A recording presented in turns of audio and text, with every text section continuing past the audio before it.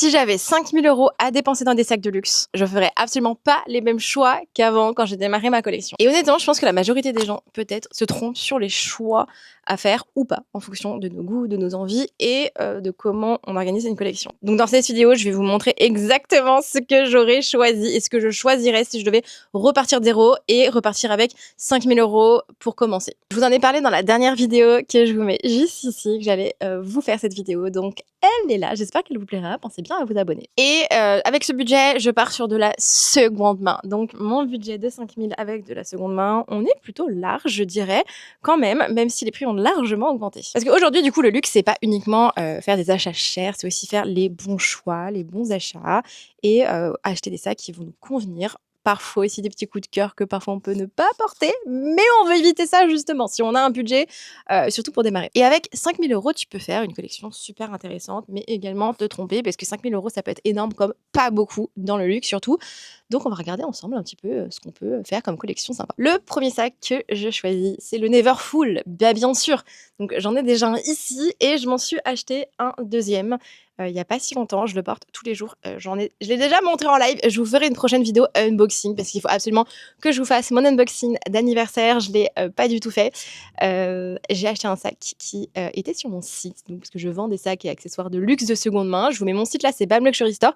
N'hésitez pas à checker, on authentifie tout, etc. Et je vous ai glissé un petit code dans la description. Voilà, donc je fais mon auto-promo bien sûr. Et un des sacs est sur mon site, j'avais dit s'il n'est pas vendu avant mon anniversaire, je me l'achète pour moi, donc je me le suis pris. Je suis trop contente. Je vous ferai une petite unboxing, plus l'unboxing de ce sac Neverfull. Vous allez voir comment il est, j'en parle pas plus, vous avez le modèle, mais je ferai une vraie vidéo unboxing. En seconde main, les Neverfull peuvent être entre 1000 € et 1200 € en super état, un peu moins s'ils sont quand même bien tachés, bien abîmés. Vous avez le PM petit modèle, le MM moyen modèle et le GM grand modèle. Je partirai pour un premier sur un moyen modèle. L'ordinateur rentre, vous pouvez voyager avec. Vous verrez le nouveau modèle que j'ai pris, si c'est la même taille et qu'est-ce que c'est.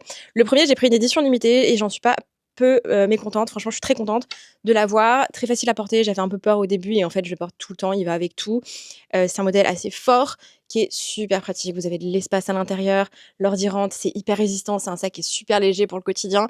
Le budget est franchement hyper correct pour du luxe et ça permet d'avoir un grand sac que vous allez porter régulièrement. Donc pour aller bosser, vous pouvez. Si vous avez des enfants, vous mettez plein de choses et pour voyager. Donc ça fait déjà un sac qui couvre pas mal de secteurs au niveau de votre quotidien. C'est vraiment le sac que vous allez utiliser. Vous pouvez pas vous tromper d'acheter un Neverfull. Alors on aime ou on n'aime pas, moi j'en parle régulièrement parce que c'est vraiment un sac que j'adore. Je sais qu'on l'a vu et revu, mais il est quand même intemporel en fait. Le sac numéro 2, je partirai sur le Alma Bébé. Et le Alma Bébé en cuir épi. Vous allez me dire, mais pourquoi? Je sais que vous êtes beaucoup à chercher le Alma en bébé, en damier ébène et en monogramme, mais pour un sac qu'on va garder, je partirai sur le cuir épi. Le Alma Bébé, je l'ai aussi ici en cuir épi bleu marine. C'est un sac en seconde main, vous allez pouvoir l'avoir en super état, quasi neuf à 1200, 1100, 1200, ça dépend. Des fois, il y a des bonnes affaires, bien sûr, mais je pars sur un prix plutôt correct. De seconde main en excellent état, 1100, 1200. Ceux avec la grosse bandoulière large, les récents, c'est un peu plus cher par contre. Tout dépend de ce que vous trouvez. En boutique, maintenant, il est à 1600 € je crois, 1700 celui-ci quand même, avec la bandoulière fine. Et ceux avec la bandoulière épaisse, je crois que c'est 1009 ou 2000. Voilà, un peu pour recentrer les choses. Pourquoi ce deuxième sac? Parce que c'est le sac parfait aussi pour le quotidien, il se porte en bandoulière. La bandoulière, des fois, est un peu longue. Par exemple, je fais 1m61, c'est un petit peu long.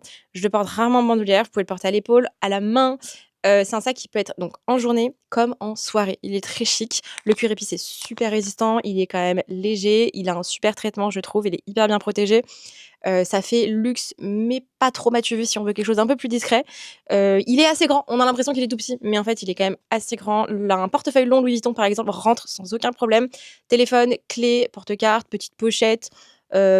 Quoi d'autre? Des lunettes de soleil. Enfin, vraiment, il y a quand même pas mal de choses qui rentrent. On a l'impression qu'il est mini, mais pas du tout. Donc ça, c'est la taille bébé. Il existe aussi en PM, MM et GM. C'est immense. Franchement, je les recommande pas forcément. PM, c'est pas mal aussi pour le quotidien, pas forcément pour le soir. Quoique, en cuir épi noir, ça peut faire très, très chic en fonction de votre taille, bien sûr. Mais ça peut être très sympa. Les PM sont quand même très, très cool, je dirais et sont moins chers surtout. En général, plus c'est petit, plus c'est cher de toute manière. Voilà pour le deuxième sac. Vous me direz déjà, vous, vos tops alors, qu'est-ce que vous feriez comme collection avec 5 000 € en seconde main, je précise?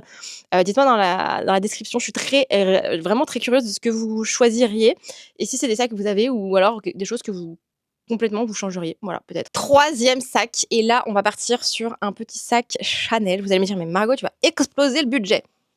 Eh ben non, vous avez des petits sacs Chanel qui ne sont pas des timeless, qui sont un peu moins chers. On en a notamment sur mon site, qui sont à moins de 2 000 € ou aux alentours des 2 000 3 000, ce qui reste correct pour du Chanel, sachant qu'en boutique en ce moment les prix ont explosé. Je me donnerais un budget de 2 000 €. Un petit sac Chanel couleur noire, pas un timeless parce que sinon effectivement on explose le budget.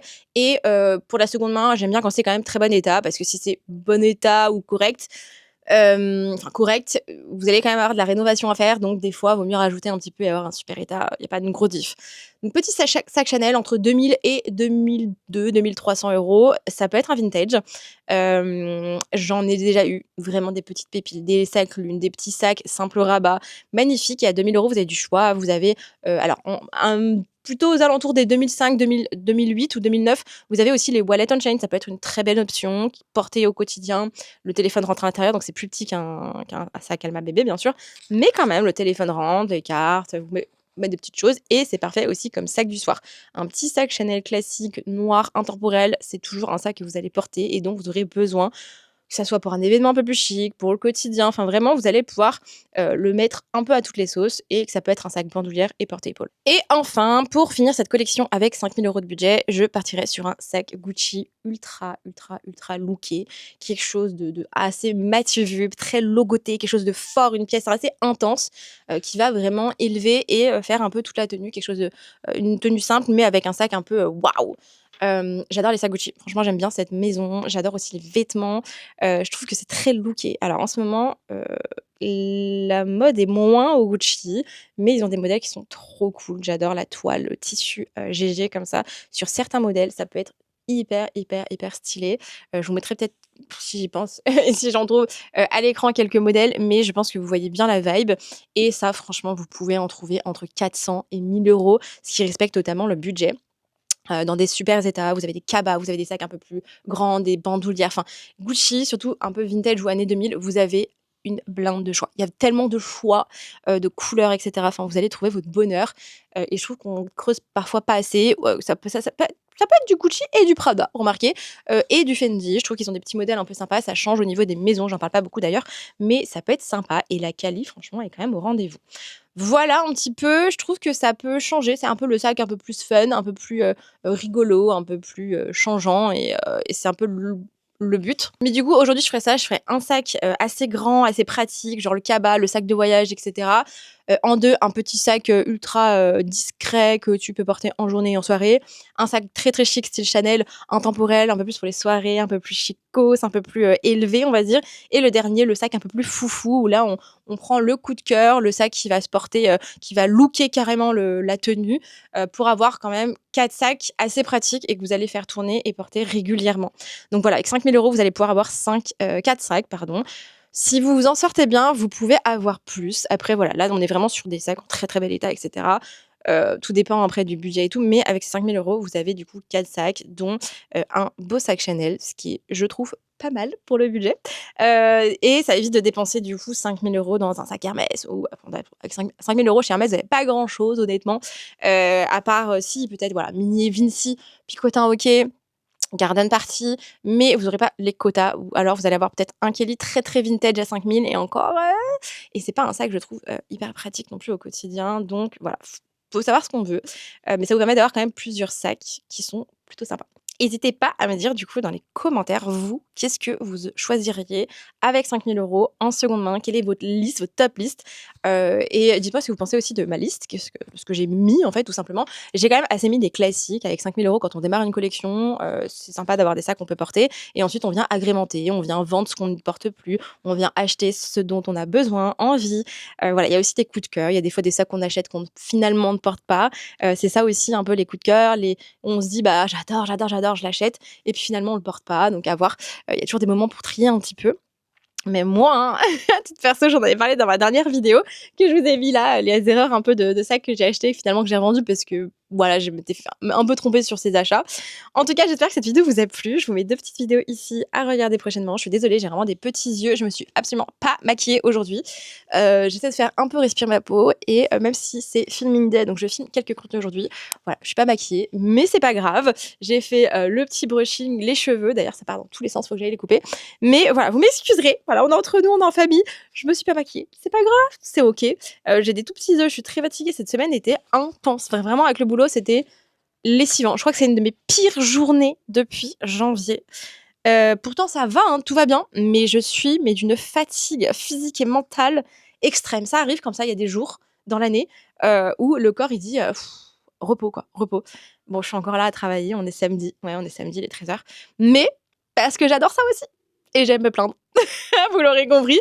Mais effectivement, très fatiguée cette semaine, donc voilà. Et surtout, je ne sais pas où j'ai mis ma trousse de maquillage. Je pensais l'avoir ici au bureau, parce que souvent je la laisse là. Et en fait, je sais pas où je l'ai mis. Bref, je vous fais des gros bisous, je vous laisse vous abonner et à très vite. Bisous.